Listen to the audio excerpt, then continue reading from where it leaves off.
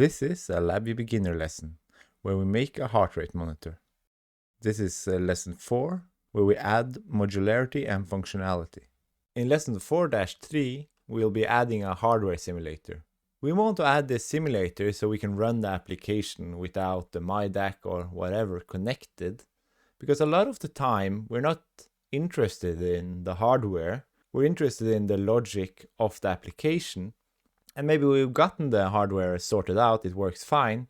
We just wanted to add the new features, some logic here, and want to see how the rest of the application is connected. With the simulated hardware, you can test the application without having the MyDAC for when it's either unavailable or you're just too lazy to pick it up. It's also good in other circumstances where you want to run an embedded system on your PC, and the PC can't really run this embedded system because there's hardware dependencies in your application. But by making a simulated hardware, you can run this application on your PC and debug it more easily. Our simulated hardware will create a fake signal which is similar in fashion to the heartbeat, so that we can test all the features we want. We also need a way to select between the real hardware and the simulated hardware, and we'll do that through an enum. We can start by creating the enum. The question is, should the acquisition own it? The answer will depend on your application. Since I want to include it in the initial state cluster, I choose that the init should own it. And we'll call this the hardware selector.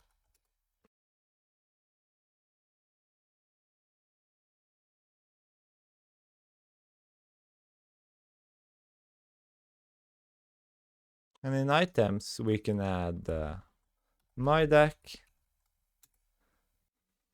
simulator, and let's just add Arduino and analog discovery.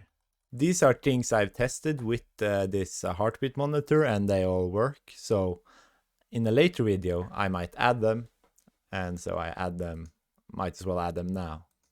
I'll put the simulator on first, so it's the most common for everyone.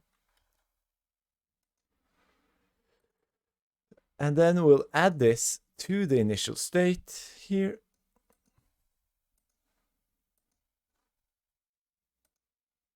And in the init main, we'll also add it here.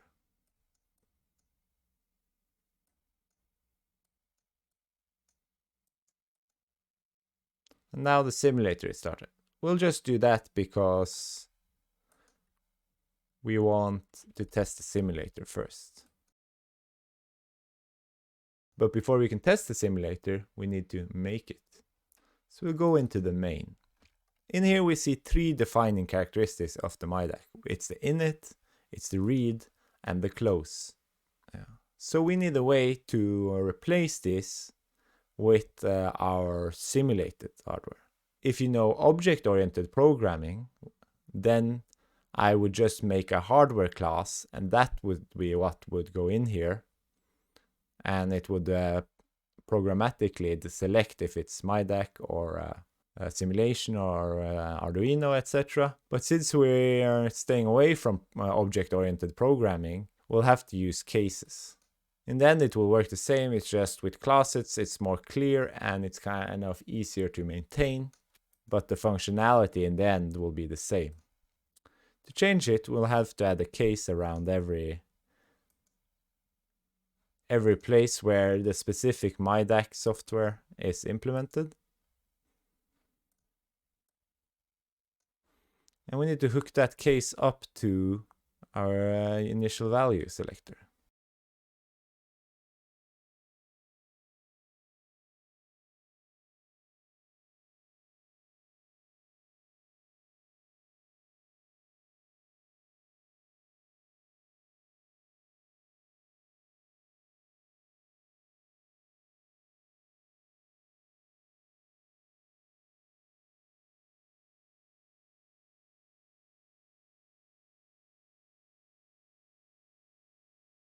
We could have run this wire now up to there through here, but I think that looks a bit confusing and might kind of ask what's happening to it in there. And since nothing is changing with it in here, it's better to just keep it on the outside. It might look a bit uglier, but it clearly indicates what is happening. And most of the time, clearly indicating what is happening and how things works is more important than making the nicest looking code. So we'll just expand this one a little bit. So on the other cases here, we all have the simulated one. So the simulator will be a simple thing. It won't really need to close or open. So we can just connect these wires through and through. While here is where it will happen. And we'll start off by just making a copy of the acquisition read for the MyDAC. We're reusing it because it has all the correct inputs and outputs and looks. We'll just call it simulated read, and we'll start by editing the icon so we don't forget that. Here I see I made the flaw. Doing that, so I need to delete it, fill in.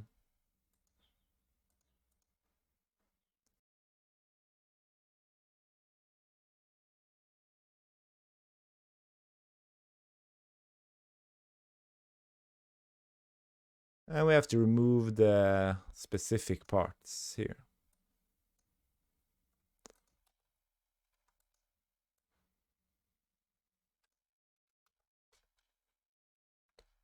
To get generate signals, we go into signal processing and then waveform generation.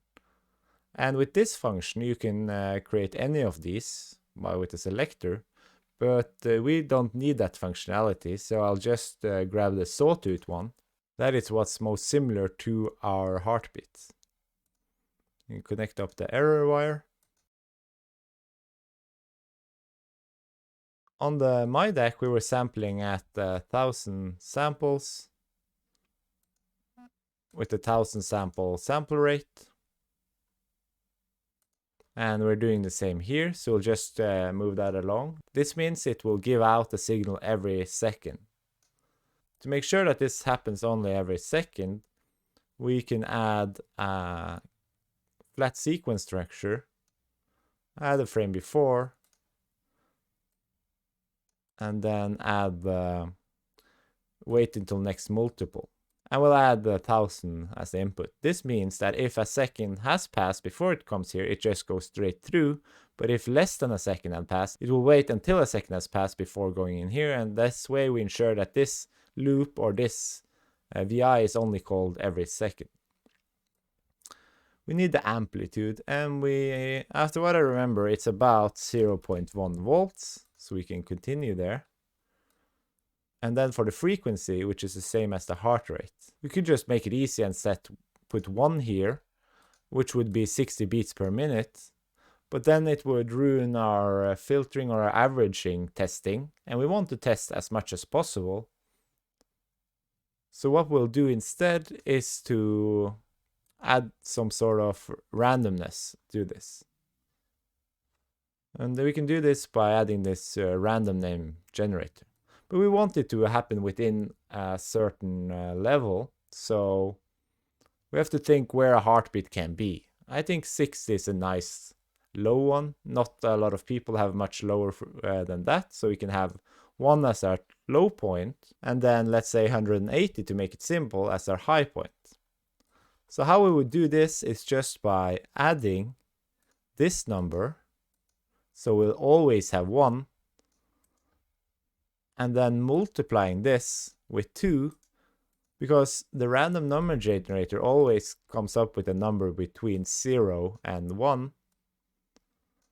And by multiplying with 2, we'll get a number between 0 and 2 instead. And when we add this to this, we will have a maximum value of 3 and a minimum value of 1. And 1 in beats per second and 1 in beats per minute is 60, and 3 in beats per minute is 180, and I feel that's a good range for a heartbeat. Since it's random, it might ruin it by jumping too much, but then we'll see how our application works with that. If you wanted to make it a bit less, you could just remove the multiplier or have a lower multiplier, so it maybe goes with between 60 and 120 beats per minute. This is up to you. And then from here, we'll get a waveform out, which we'll put in here.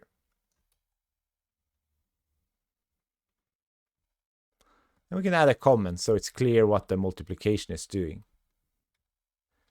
Creates a waveform with frequency between 1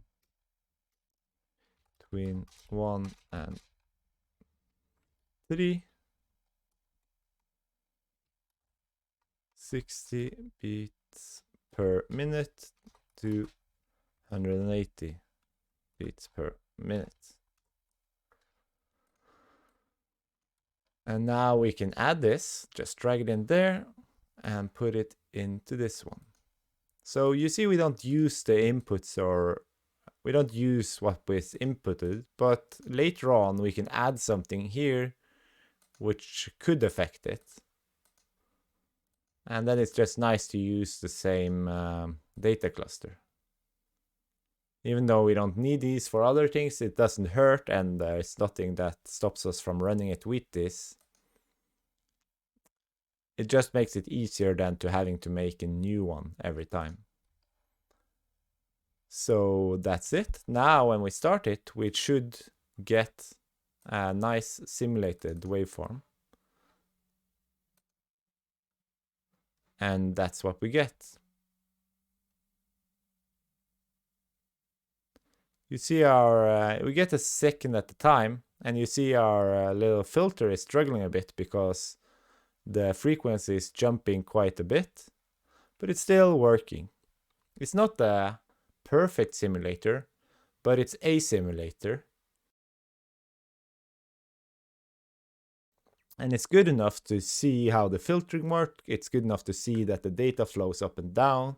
Say we made the pause function later, we can now see that the pause function also works.